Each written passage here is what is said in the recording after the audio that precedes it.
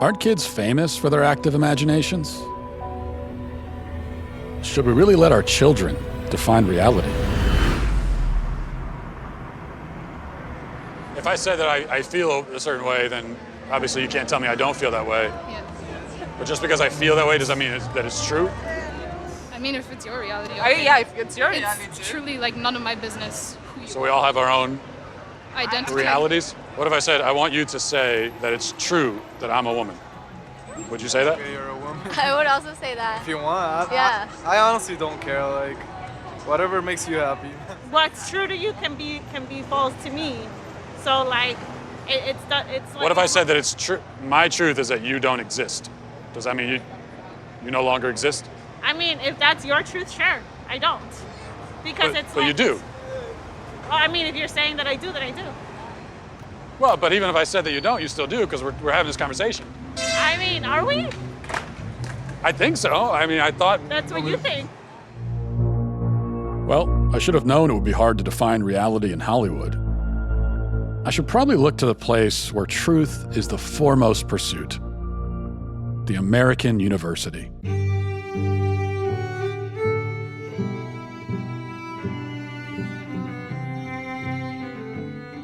What we do in gender studies is not just reduce gender to what psychologists might call individual differences, but rather thinking about gender, and that's not women and man, but gender as a social form, something that kind of infuses itself into virtually all aspects of social life. Let's talk about that then.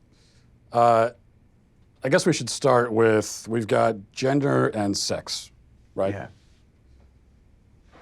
What's the difference between the two? Is there a difference? I saw that in your questions and I thought, my goodness, this is what we spend an entire semester kind of thinking through. But what we tend to think about in the social sciences today is that sex refers to a set of biological characteristics and gender is a social construct or category.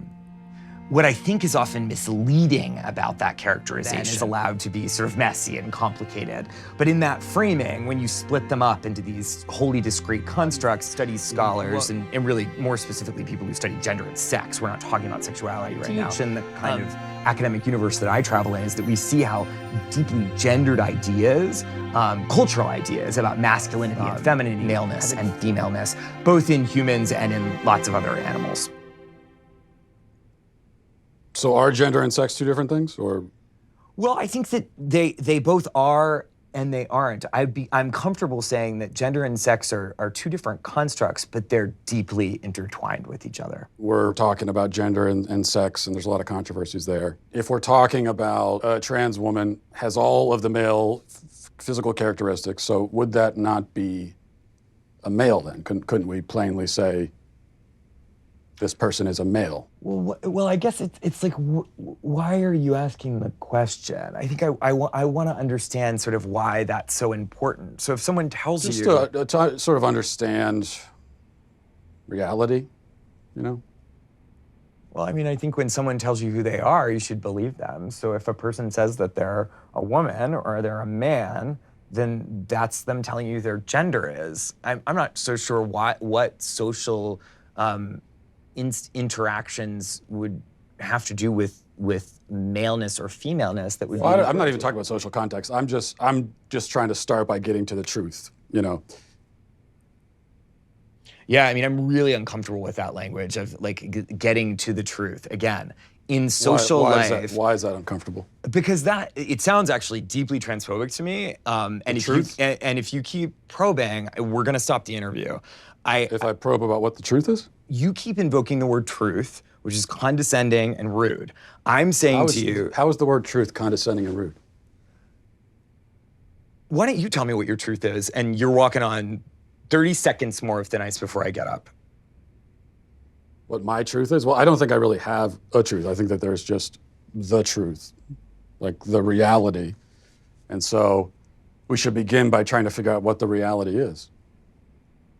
Uh-huh. And why are you concerned with when someone else tells you that they're a man, or even if they use the word male, why are you concerned with not believing them?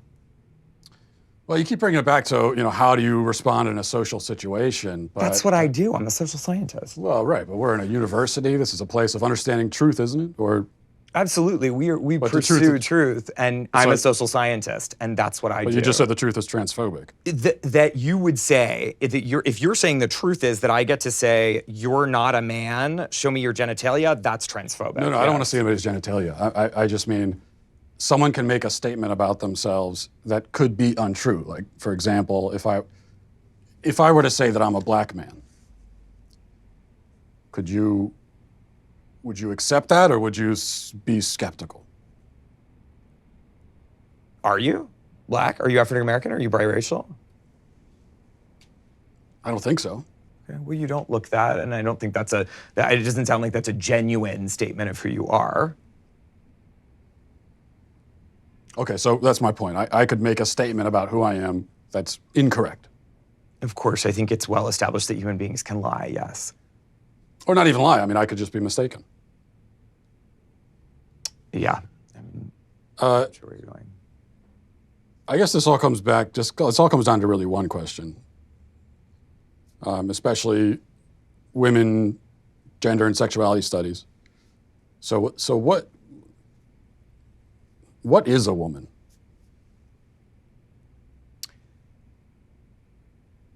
Why do you ask that question? I just really like to know. What do you think the answer to that question is? Well, I'm asking. That's why I came to a college professor who's this is what you do. What other kinds of answers have you gotten?